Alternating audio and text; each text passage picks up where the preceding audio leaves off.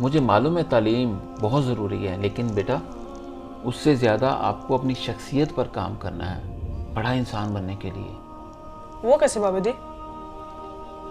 अपने किरदार पर काम करना पड़ेगा, अपने अमाल पर काम करना पड़ेगा, और उससे ज़्यादा अपनी आजिज़ी पर, हम्बल होने पर। और आजिज़ी इतनी ज़रूरी है, उसके लिए आपको इर्द गिर्द बहुत सारी मिसालें मिल जाएंगी जिसको आप सीख कर आजिज़ बन सकते हो।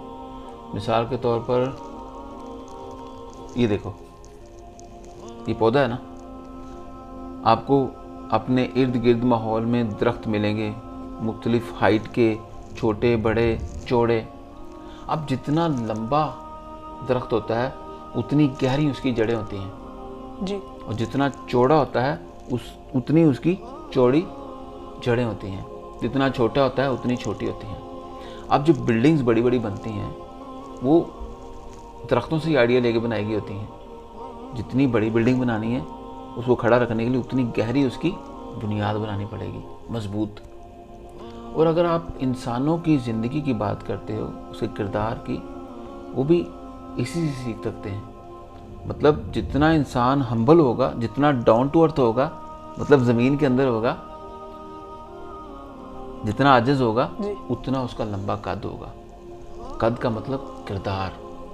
मैं उस किरदार की बात कर रहा हूँ, उस कद की बात कर रहा हूँ। इस पे हमें काम करना होता है। तो अगर आप समझते हो कि लोग आपको समझें कि आप बड़े कद के मालिक हो, बड़े किरदार के मालिक हो, तो आपको उतना ज़मीन के अंदर जाना पड़ेगा, उतना आजिज़ होना पड़ेगा।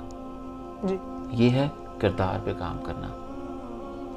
जब इंसान किरदार का बड़ा होता है फिर बड़ी बड़ी मुश्किलें भी वो फेस कर लेता है।